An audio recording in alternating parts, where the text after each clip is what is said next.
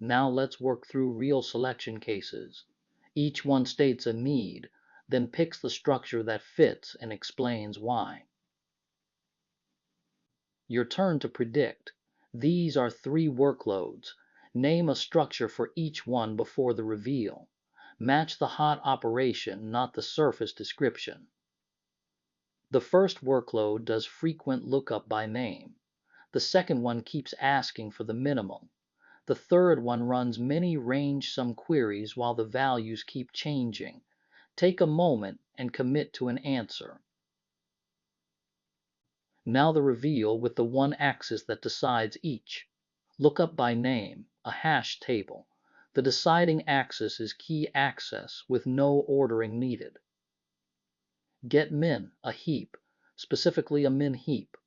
The deciding axis is that one extreme is repeated far more than anything else.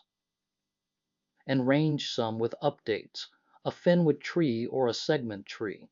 The deciding axis is a range aggregate combined with frequent mutation. Notice that in all 3, one axis did the deciding.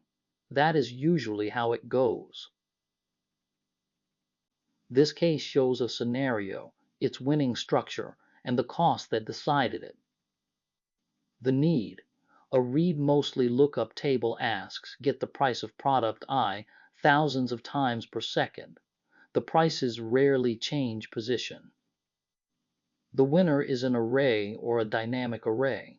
Reading by index is one address computation, so it costs big O of 1. There is no pointer to follow and no hash to compute. The address is just base, plus I times the size of one element. The dominant axis here is fast indexed access, and the array wins it outright. The need. A text editor's undo buffer inserts and deletes all the time at the cursor. The cursor is rarely at either end. The winner is a linked list. Once you hold the node before the cursor, splicing in a new node is big, O of 1, with no shifting. An array would shift every later element, which is big. O of n, the deciding axis, is frequent insertion at a known middle spot, and the linked list wins it. Real editors reach for gap buffers, ropes, or piece tables, but the linked list shows the trade-off most clearly. The need. A cache maps user IDs to session data. It asks, does this ID exist and what is its session? It never asks for the IDs in order. The winner is a hash table. Look up, insert, and delete each cost big O of 1 on average. And you pay nothing to keep an order that nobody asked for. The deciding axis is key access with no ordering, and the hash table wins it. Watch out here. You may think a hash table is always fastest, so use it everywhere. But its big O of 1 is an average, not a worst case. Under bad collisions or a rehash, it drops to big O of n. A balanced binary search tree gives big O of log n on every operation, guaranteed. Fast on average and fast in the worst case are different promises. The worst case axis is where they split. The need. A leaderboard must also print everyone ranked 10th through 20th on demand, not just the single top score. The winner is a balanced binary search tree. Lookup and insert cost big O of log n, guaranteed with no skew, and an in-order walk prints the scores in sorted order for free. The deciding axis is ordered iteration, and the tree wins it. Jumping straight to a rank query, like who is 10th, needs extra subtree size information stored on top. The need. An operating system scheduler always runs the highest priority ready job next. New jobs arrive constantly at any priority. The winner is a heap.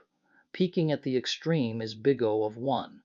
Inserting and extracting are each big O of log n. It is the one structure that is cheap at both. The deciding axis is always wanting the current extreme, and the heap wins it. Let's do a quick check. A workload must always report the current maximum, and once in a while it inserts a new value. Which structure fits, and what does each operation cost?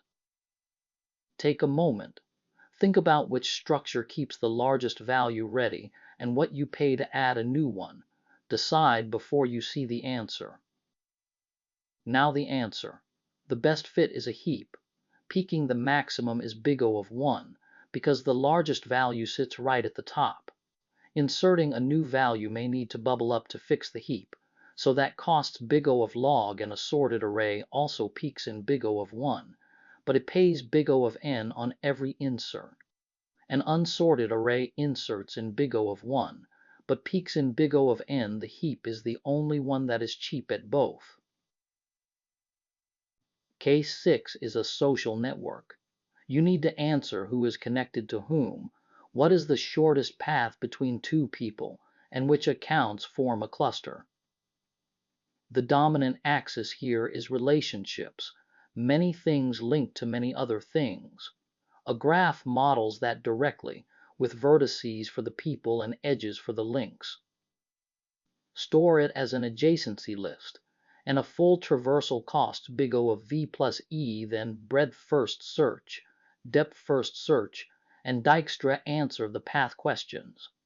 No other structure in this course models arbitrary many-to-many links this cleanly. Case 7 is a search bar. As the user types CAT, you instantly list every matching word, cat, catalog, category, out of a dictionary of 1,000,000 words. The dominant axis is prefix matching. The right structure is a trie, which stores words letter by letter along shared paths. Locking the type prefix costs big O of L, where L is the length of what was typed. That cost does not depend on how many words are stored. Producing the actual suggestion list costs big O of L plus K, where K is the number of matches. Reaching the prefix is dictionary size independent, but listing what hangs below it still costs 1 step per match. Let's do a reasoning check. A search bar must suggest every dictionary word that starts with what the user has typed, out of 1,000,000 words. Choose a structure and justify it using a decision axis from this chapter. Take a moment. This time the noun alone is not enough. Name the axis, and say why it rules out the obvious alternative. Decide before you see the answer. Now the answer. The structure is a trie. The access pattern is traversal by prefix. Reaching the prefix node costs big O of L, where L is the length typed so far, and that is independent of the 1,000,000 words stored. Listing the matches then costs big O of K for K matches, so the full suggestion cost is big O of L plus K on the implementation complexity axis. The extra per character nodes are worth it for this exact query shape. A hash table cannot enumerate starts with without a full scan. Case 8 builds a network live. Edges arrive one at a time. After each edge you must answer two things. Are these two nodes now connected, and did that edge just create a cycle? The dominant axis is dynamic connectivity. The links keep changing, and you keep asking about groups. The right structure is disjoint set union, or DSU. Its two operations, union and find, run in near big O of alpha of n, effectively constant, once you add path compression and union by rank. And this is exactly Kruskal's minimum spanning tree pattern from chapter 16, applied to edge weights. Case 9 is a running analytics dashboard. Values update constantly, and the sum of values from index 100 to 500 is queried constantly too. The dominant axis is range aggregation with frequent updates. The right structure is a Fenwick tree, also called a binary index tree. A segment tree is a good alternative that solves the same problem at the same cost. Both the update and the range query run in big O of log, and a plain prefix sum array answers the query in big O of 1, but it pays big O of n on every update, far too slow once the updates are frequent. Same query, different update rate, different winner. Case 10 streams sensor readings. You must continuously report the maximum over the last k readings, as the window slides forward one reading at a time. The dominant axis is a moving extreme over a window. The right structure is a deck used in a monotonic way, a queue you can push and pop from both ends. Pushing and popping at both ends costs amortized big O of 1 per element. You keep the deck decreasing from front to back, so the current maximum is always at the front. Recomputing the max from scratch each slide would be big O of k per step. The monotonic deck brings the whole stream down to big O of n in total.